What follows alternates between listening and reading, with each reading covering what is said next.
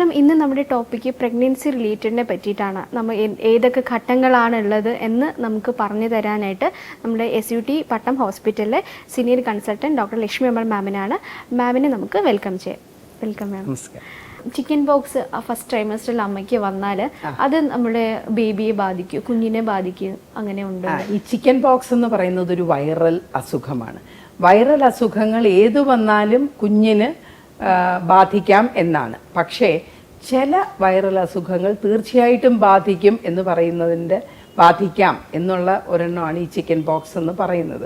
ബാധിക്കാനുള്ള സാധ്യതയുണ്ട്. പക്ഷേ എത്ര ശതമാനം എന്നുള്ളത് നമ്മൾ നോക്കണം.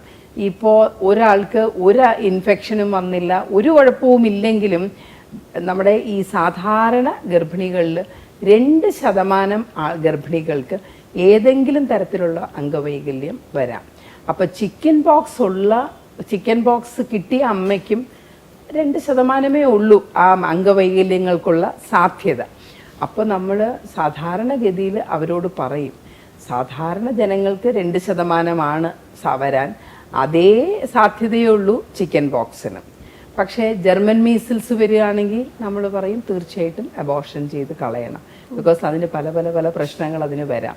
അങ്ങനെയുള്ള ചില വൈറൽ ഡിസീസ് ഉണ്ട്. അതുപോലെയല്ല ചിക്കൻ ബോക്സ്. ചിക്കൻ ബോക്സ് വന്നാൽ 2%, അതല്ലെങ്കിലും ഒരാൾക്ക് 2% കാണും. അത് നമ്മൾ പേഷ്യൻറ്റിന് വിട്ടുകൊടുക്കും. നമുക്ക് കട്ടായം പറയാൻ പറ്റില്ല നിങ്ങളുടെ ഗർഭം മോശമായിരിക്കും, എടുത്തു കളയണം എന്ന്. അപ്പോൾ അമ്മയുടെ ഗർഭിണിയുടെ താല്പര്യമാണ് അവരുടെ വീട്ടുകാരുടെയും. എടുത്തു കളയണം എന്ന് പറഞ്ഞാൽ നമ്മൾ എടുത്തു കളയും.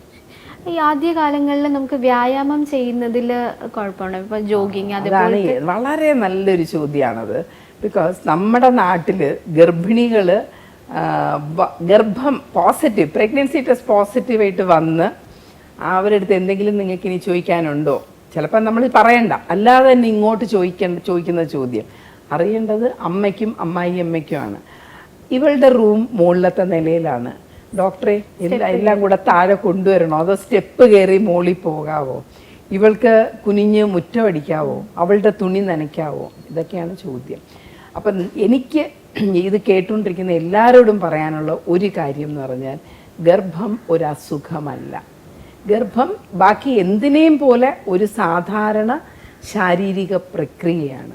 അപ്പോൾ നമുക്ക് സാധാരണ പോലെ നടക്കാം, സാധാരണ നമ്മൾ ചെയ്തുകൊണ്ടിരിക്കുന്ന എല്ലാ ജോലികളും നമുക്ക് ചെയ്യാം. സ്റ്റെപ്പ് കയറാം, ബൈക്കിൽ യാത്ര ചെയ്യാം, ബസ്സിൽ കയറാം. ഇതൊന്നും ചെയ്യുന്നത് കൊണ്ട് ഇന്ന് വരെ ആരുടെയും ഗർഭം അലസിപ്പോയതായിട്ട് നമുക്കറിവില്ല. ആദ്യത്തെ 3 മാസങ്ങളിൽ ഗർഭം അലസിപ്പോകുന്നതിന് പ്രത്യേകമായ കാരണങ്ങളുണ്ട്. അതായത് കുഞ്ഞിന് എന്തെങ്കിലും ഒരു ജനിതക വൈകല്യം, അണ്ഡവും ബീജവും ചേരുന്ന സമയത്ത് കുഞ്ഞിന് എന്തെങ്കിലും ഒരു അംഗവൈകല്യം ഉണ്ടായിട്ടുണ്ടെങ്കിൽ ആ ഗർഭം അലസിപ്പോകാം. അതല്ല എന്നുണ്ടെങ്കിൽ നമുക്ക് ഹോർമോണൽ, അത് വളരെ ചെറിയ ശതമാനമേ ഉള്ളൂ. അല്ലാതെ അമ്മ അങ്ങോട്ടും ഇങ്ങോട്ടും അനങ്ങി എന്ന് പറഞ്ഞ് കുഞ്ഞിന് അബോർഷൻസ് ഉണ്ടാവില്ല. ഗർഭിണികൾക്ക് നമ്മൾ പരിപൂർണ റെസ്റ്റ് പറയുന്ന ഒരേ ഒരു സാഹചര്യമേ ഉള്ളൂ. ഒന്നല്ല, 2 സാഹചര്യം.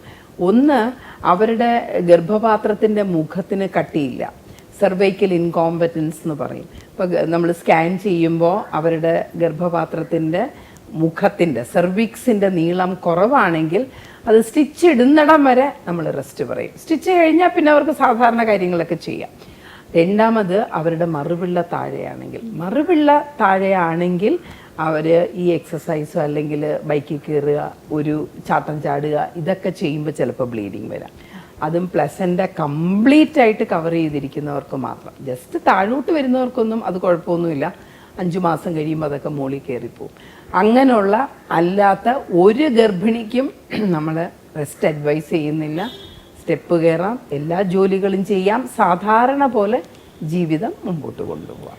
ഇപ്പോൾ റെസ്റ്റിൻ്റെ കാര്യം പറഞ്ഞാൽ, അപ്പോൾ ഏജ് കൂടുമ്പോൾ അതിൻ്റെ കോംപ്ലിക്കേഷൻസ് കൂടില്ല. അതായത് ഇപ്പോൾ 35 ഇയേഴ്സ് ഒക്കെ മേലെ ഉള്ള അമ്മമാർ, മീൻസ് പ്രഗ്നൻ്റ് ആവുമ്പോൾ അവർക്ക് കെയർ അത്ര ഇമ്പോർട്ടൻ്റ് അല്ലേ? അപ്പോൾ ഈ ഒരു ഗർഭിണിയുടെ കെയർ എന്ന് പറഞ്ഞാൽ നമ്മൾ മനസ്സിലാക്കേണ്ടത് റെസ്റ്റ് അല്ല.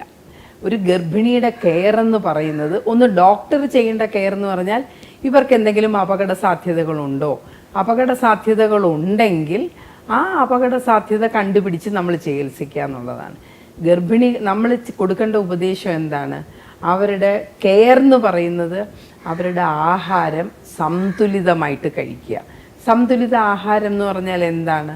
അവർക്ക് അന്നജം ഇത്ര അളവിൽ, അതുപോലെ ധാന്യങ്ങൾ ഇത്ര അളവിൽ, പച്ചക്കറികൾ ഇത്ര അളവിൽ, ഫ്രൂട്ട്സ് ഇത്ര അളവിൽ.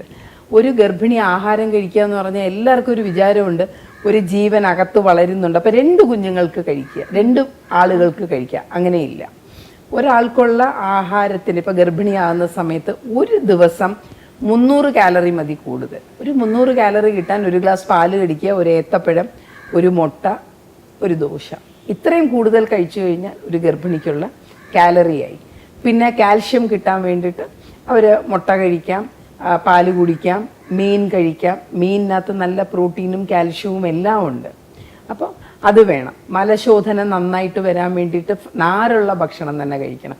നമ്മൾ കാണുന്നത് എന്താണ്? ഗർഭിണികൾ ആയിക്കഴിഞ്ഞാൽ ഉടനെ ജ്യൂസ് അടിച്ച് കൊടുത്തു തുടങ്ങും. എല്ലാ ദിവസവും ജ്യൂസാണ്. ആ ജ്യൂസ് പാടില്ല. ജ്യൂസിൻ്റെ ആവശ്യമില്ല. നമ്മളിപ്പോൾ 1 ഓറഞ്ച് കഴിക്കുമായിരിക്കും, 3 ഓറഞ്ച് നമ്മൾ ഒറ്റയ്ക്ക് കഴിക്കുമോ? ഇല്ല. ജ്യൂസ് അടിക്കുമ്പോഴോ ഒറ്റയടിക്ക് 3 ജ്യൂസ് പോവും, 3 ഓറഞ്ച് പോവും. മാത്രമല്ല പഞ്ചസാരയും ഇടും. അപ്പോൾ കെയർ എന്ന് പറയുന്നത് ആഹാരം ബാലൻസ്ഡ് ആയിട്ട് കഴിക്കുക, വെള്ളം 2 ലിറ്ററെങ്കിലും കുടിക്കുക, ഡോക്ടർമാർ പറയുന്ന മരുന്നുകൾ കഴിക്കുക, ചെക്കപ്പ് സമയാസമയത്ത് നടത്തുക. ഇതാണ് കെയർ.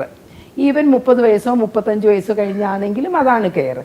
അവർക്ക് കെയർ സ്പെഷ്യലായിട്ട് കൊടുക്കണം. എപ്പോഴാണ് അവർക്ക് ഡയബറ്റീസ് വന്നാൽ, വിളർച്ച വന്നാൽ, അല്ലെങ്കിൽ BP കൂടിയാൽ, അപ്പം പ്രത്യേക കെയറിൻ്റെ ആവശ്യമുണ്ട്. അപ്പം മാത്രം മതി നമ്മൾ കെയർ നോക്കുന്നത്.